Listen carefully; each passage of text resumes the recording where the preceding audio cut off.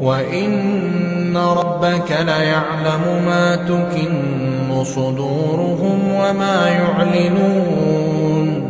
وما من غائبة في السماء والأرض إلا في كتاب مبين إن هذا القرآن يقص على بني إسرائيل أكثر الذي هم فيه يختلفون